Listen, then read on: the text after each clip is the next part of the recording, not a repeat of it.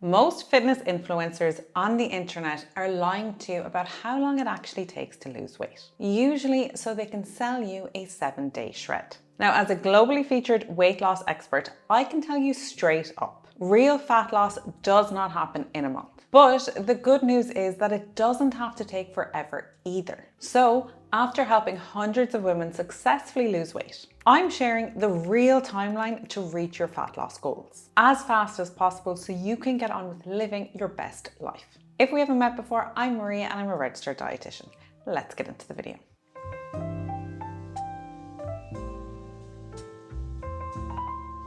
Now, there are two main approaches to fat loss. The first one is a little slower, but it's what I recommend for most, and what we're going to mainly focus on today. This is where you're in a small to moderate calorie deficit, you've started moving your body more, you're building healthier habits, it's steady, realistic, and much more likely to last. The second approach is much more extreme, and this is the use of very low energy diets, which can lead to very fast weight loss, but it is not for everyone. And I'll explain that one a little later on in the video. Now let's look at phase 1 of a weight loss journey, which is the first 1 to 2 weeks of getting started. And this is when most people see the fastest change on the scales. But how fast that happens depends on your starting point. So one group of people fall into what I like to call the honeymoon dieters. This is the very first time you ever try to lose weight, usually in your teens or in your early 20s. And weight loss, it tends to feel fast and almost easy because your body is experiencing a calorie deficit for the very first time. And that is why so many people say that it was so easy in my 20s, but now nothing seems to work. Now, the next starting point that I see some people in also gives pretty good results. And this is when they're starting from what I would call metabolically primed. And all this means is that before you started trying to diet or trying to lose weight, you were not restricting. You were eating around your maintenance needs, or maybe even more than that. Maybe it's after a holiday, maybe it's after Christmas, or just a period of eating more freely. Then you suddenly move into a calorie deficit or eating less than your body requires. And this really big shift encourages your body to start using stored energy. So weight often drops faster at the beginning. Some of that early weight loss can also be water weight and bloating settling down, especially if it is after a period of overindulging. Now, if you're not sure what I mean by calorie deficit, I'd recommend signing up to my email newsletter, where I teach all of these little lessons in little small actionable steps every week. It's completely free and I'll leave the link down below. Now, the last group are the slower start group, and these are the people that I see most often in clinic. And this is someone who has been dieting on and off with years. They are cutting back and restricting some days and then overeating and overdoing it the next. They're always trying new diets, starting again on Monday. So in this case, the body has already started to adapt to these periods of restriction. The energy intake is inconsistent, hormones can start to adapt slightly, particularly those thyroid hormones, and the body becomes more conservative with energy. So fat loss, it usually feels slower right from the start. And in some cases with this group, I actually do recommend clients not to try to lose weight at all. We need to set down a stronger foundation first. But overall, in the first 1 to 2 weeks of starting a diet, many people can lose around 2 to 5 pounds, sometimes more. The more weight you have to lose, the faster earlier results usually are. Motivation is also highest at this stage. Everything feels new and exciting. And I tell my clients to lean into that motivation when it's there, because it does naturally dip later. Which brings us to stage 2. This is a stage of a weight loss journey where most people tend to quit. In fact, research shows that 85% of people who start a diet never even make it to week 3. And it is not because they're lazy or that they lack willpower. It's usually because the novelty has worn off. At the start, everything feels exciting and motivating. But a couple of weeks in, you realize that it's much harder than expected. And all of your old habits and your favorite foods, they suddenly become way more tempting again. On top of that, something else really common happens. The scale slows down, or in some cases, it might even go up a little bit. And this completely disheartens people. But it's actually very, very normal. Some of this early weight loss is often water weight and bloating settling down. So when that finally evens out, the scales can temporarily stall or even bump up slightly.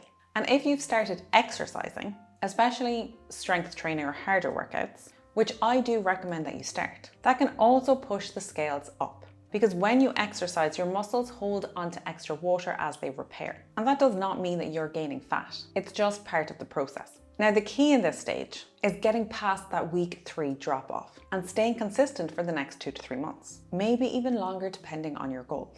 And this is where accountability makes a very big difference. And I'd highly recommend working with a dietitian if you can for this, because if tweaks need to be made, they will help you do that. I'll leave links to my services down below if you want to work with me or a member of my team. And remember, dietetic fees are often partially or fully reimbursable from health insurance. And look, this part is not always easy, but slow and steady wins the race. The goal is consistency. So each week, don't try to push yourself too hard, but you still want to be doing enough to keep pushing that needle forward. You also want to be setting foundational habits that will help you maintain this as a lifestyle. Typically, what you hear online is that experts recommend that you lose 1 to 2 pounds per week. But if you want to make this more specific to you, it's 0.5 to 1% of body weight per week. And look, there is going to be weeks where the scales does not move at all. And that is okay, because we do not lose weight in a perfectly linear line. But that is a rough target to go off. And this period can also be very tough mentally, because you're not seeing huge results just yet. And you're wondering if it's ever going to pay off.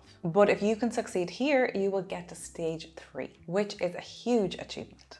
So stage 3 is when you have now lost a good few pounds and you can really see and feel the difference. Your clothes are now a little bit looser. You feel lighter and more energetic. And other people start noticing too.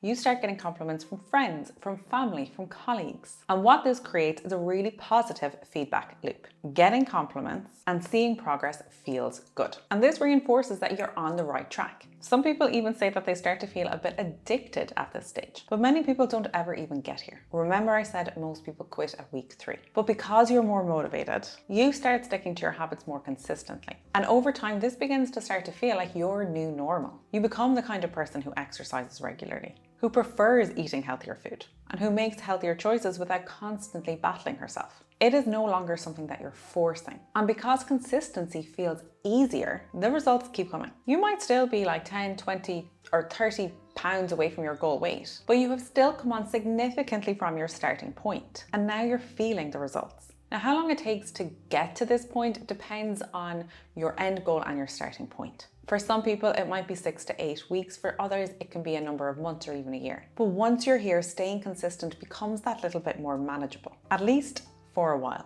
Which brings me to stage 4. So in this stage, one of 2 things usually happens. You either hit a plateau where weight loss slows or stalls for a bit, or you reach your goal weight and now you have to figure out how to maintain it. So first, let's talk about plateaus. A plateau does not mean that you have failed. It just means that your body has stopped responding. And most plateaus happen for a few very normal reasons. As you lose weight, your body now needs fewer calories to function. You might also start losing a little bit without realizing it. And over time, your body gets more efficient at using energy. And all of this can slow weight loss for a period. But the good news is that plateaus are usually temporary. Small adjustments like slightly increasing your activity, tightening up your portion sizes a little, or making sure protein and fiber are consistent are often enough to get things moving again. And I actually do think that reaching a plateau is great. It's not a bad thing. And now the other situation that often happens after stage 3 is you've gotten to your goal weight, but now you need to maintain it. And this is where a lot of people can accidentally undo a lot of their progress. Because learning how to maintain your new weight is a skill in itself. You're allowed more flexibility. You can definitely include maybe more foods that you were trying to limit previously, but you still need to keep up most of the healthy habits that helped you lose weight in the first place. So we need to find this middle ground of balance and moderation. But that is so much harder than it sounds. I find that in practice, most people are great at extremes. They can go all in on a healthy diet and a new exercise and sticking to a plan. Or they leave it slip and say, screw it, I'll start again next week. And they just